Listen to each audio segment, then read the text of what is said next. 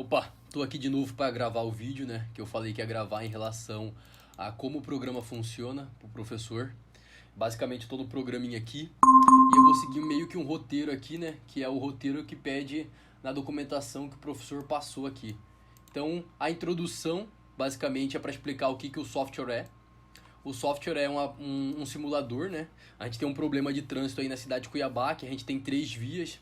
E essas vias, elas caem numa rotatória. E a rotatória não tem semáforo, não tem sinalização, não tem nada. E aí prejudica o trânsito, a circulação de veículos, causa um congestionamento, passa veículos prioritários ali também. E isso é um problema para o trânsito. Eu fiz uma explicação bem breve aqui porque é basicamente isso.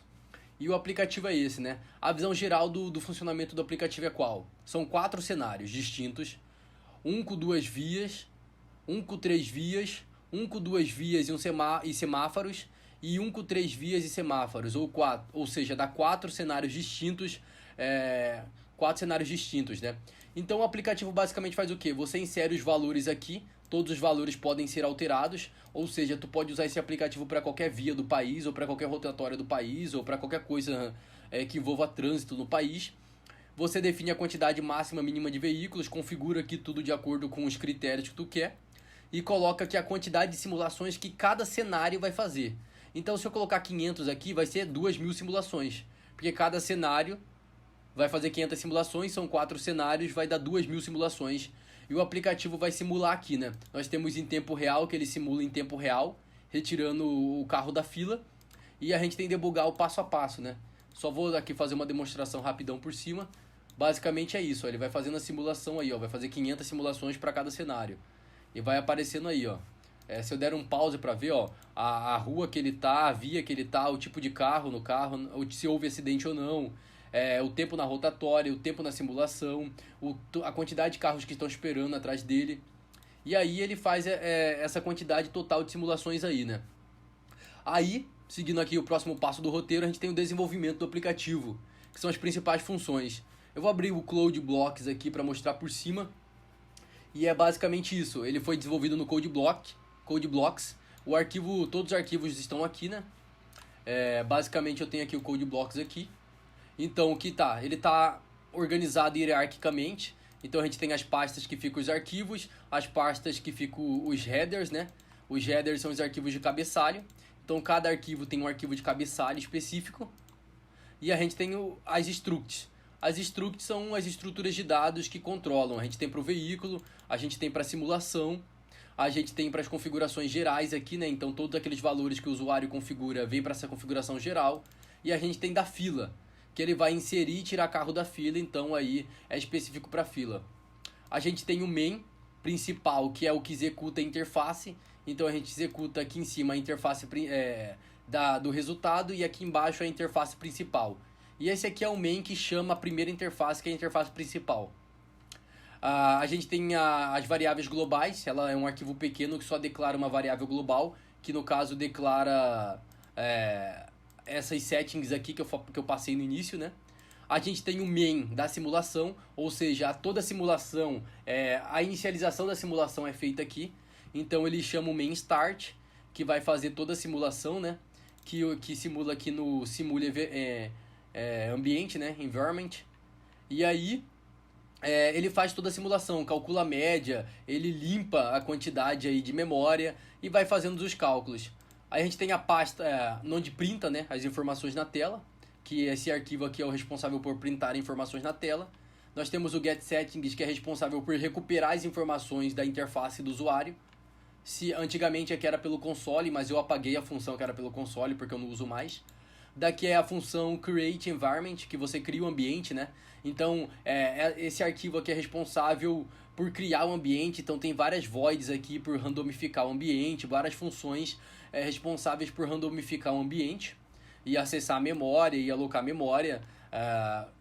E a gente tem o Create aqui, File, Teste, que ele vai criar os arquivos de textos que salva na memória do computador, né? Que você salva aqui na memória todas as simulações, o passo a passo, ele é criado aqui. E ele também aqui nessa função de cima, ó, ele salva os valores que serão plotados no gráfico através do Python. Então o Python acessa esse arquivo que ele acabou de salvar aqui e plota o gráfico lá em Python. Basicamente é esses os arquivos principais. A gente tem os headers, e os headers ele só tem o nome aqui, né, de cada função que tem nos arquivos para não ocorrer erro de compilação. Ele tem um define aqui para não deixar declarar o header duas vezes. O resource, que no caso é a tela. Daqui o resource e o resource RC é a tela, né? Ele é a tela que executa, né, a tela do Windows. Então só funciona no Windows porque tem esse resource aqui, né?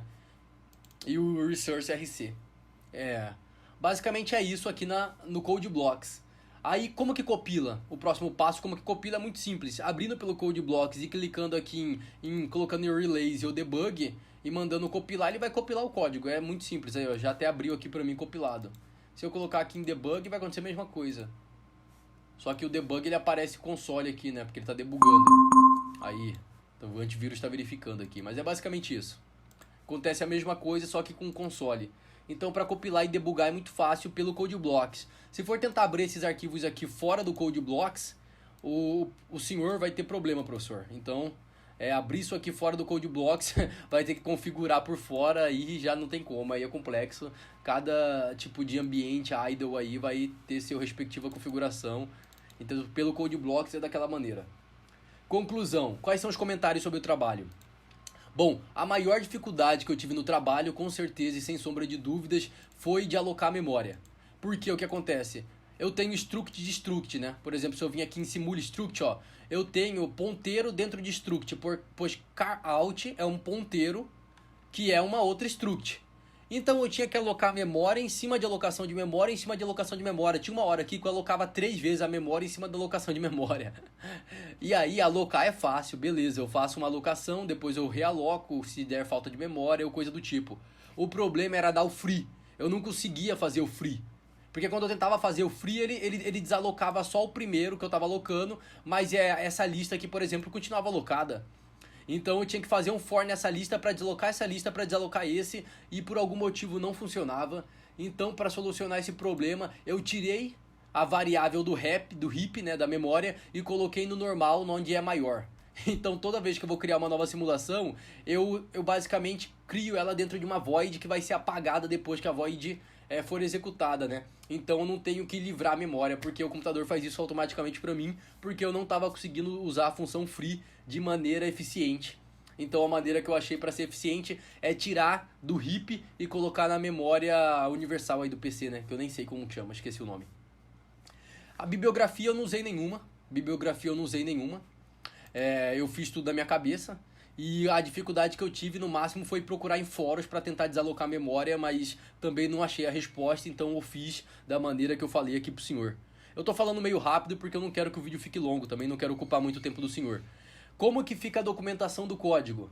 Para ver como que funciona realmente o código de maneira fiel ao que eu falei. É basicamente, se o senhor vir em bin, aqui dentro dos arquivos principais, né, vir em bin, e vir em release, aqui vai ter o arquivo executável, né, do aplicativo, tá aqui o executável do Python, que eu programei, né, o executável do Python também tá aqui, as simulações, onde salvam as simulações, e a gente tem uma pasta chamada Documentation. Se você entrar em Documentation, entrar em HTML e procurar aqui HTML, o index, né, que é a página principal, o senhor vai ter acesso ao arquivo principal lá, né, a documentação. Só que eu vou abrir aqui que é mais fácil do que eu procurar ali manualmente, né? Se eu abrir o aplicativo e clicar em abrir documentação, ele automaticamente para mim já abre a página na internet aqui, ó. E esse aqui é o endereço, ó. .h, beleza, file.h. Deixa eu fechar aqui, ó. Se eu colocar aqui, vou colar aqui. Burrice, hein? Vou colar aqui e apagar o index.html, né? Senão não vou... Aí, ó. Ele vai abrir todos aqueles arquivos que eu falei pro senhor, né?